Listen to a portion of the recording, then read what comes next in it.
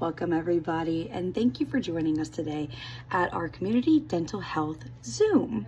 We're here to talk about something incredibly important, water fluoridation. We're also going to talk about how it impacts your family's health every single day. Dr. Hooks, would you like to start us off? Of course. Fluoridated water is often called nature's cavity fighter. It's one of the most effective ways that we can prevent tooth decay across all age groups. And the great thing is, it's passive. Once it's in the water supply, everyone benefits just by drinking tap water. Strengthens enamel, helps teeth become more resistant to decay.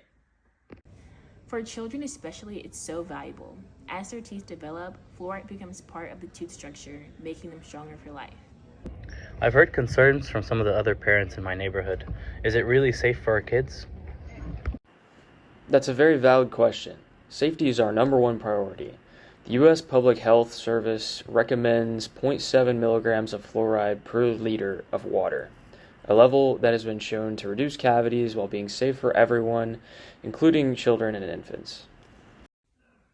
But what if they're also getting fluoride from toothpaste and mouthwash? Excellent point. That's why we assess the patient's total fluoride exposure during checkups. If they're brushing twice a day with fluoride toothpaste and drinking fluoridated water, we likely won't recommend supplements. It's all about balance. I always slap fluoride with something just in toothpaste. I didn't know it was in the water too. Yes, I saw something online about fluoride causing health problems. Should I be worried? That's a great concern to bring up. The CDC, American Dental Association, and World Health Organization all agree that fluoride at the recommended levels is safe. The studies linking it to health problems often use extremely high doses, over 1.5 milligrams per liter, which is double what's in the drinking water at 0.7 milligrams per liter. Are there any natural resources of fluoride? Yes, there are. Fluoride occurs naturally in many water supplies. What community systems do is adjust the level to the optimal concentration to prevent cavities, trying to get you the maximum benefit while minimizing the risk. I like when I get fluoride stuff at the dentist. It's so fun.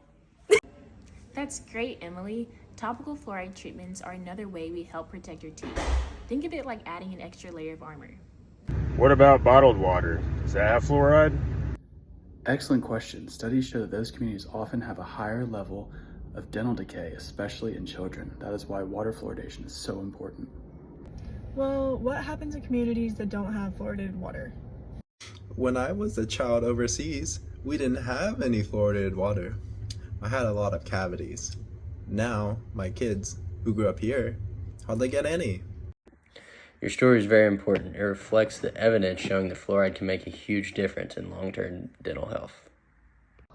But my cousin says fluoride is bad, and it's a chemical that we just don't need. Fluoride is a chemical, just like water is. The important thing is the dosage. At recommended levels, fluoride is both safe and beneficial. In fact, many essential nutrients like iron and calcium can be harmful in excess, but we still need them. Another important point is that the body is capable of excreting excess fluoride through the kidneys and the urine. Most bottled water doesn't contain fluoride, or it may not be listed. That's why we recommend using tap water if possible, or checking the label if you do rely on bottled water. We can also prescribe fluoride supplements if needed. So does that mean if my kids drink bottled water, they might not be getting enough fluoride? Apparently. Has the level of fluoride in the water always been the same?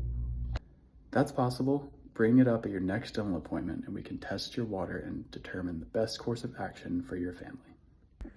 That's a great question. The recommended level is 0.7 milligrams per liter to balance the benefits and minimize any risk that you could get with fluoride.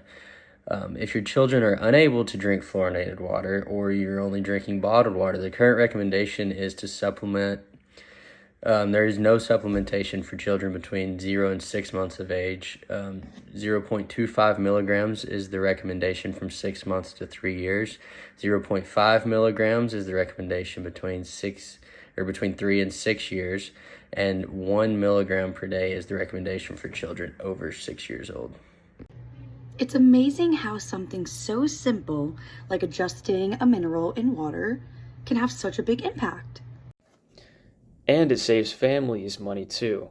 Every dollar spent on water fluoridation saves about $38 in dental treatment costs, according to the CDC. The CDC also named community water fluoridation as one of the top 10 greatest public health achievements of the 20th century. Wow, that really adds up, especially for larger families. Yes, and that's part of why fluoridation is one of the most equitable public health strategies. It benefits everyone, regardless of income. How can we support water fluoridation if it's not in our area? You can start by contacting local health departments or your city council. Public support makes a big difference. We're happy to help provide resources and data to share with decision makers. Thank you to all of our participants, and thank you to the audience for engaging and asking such thoughtful questions. Together, we're making a community stronger and healthier, one smile at a time.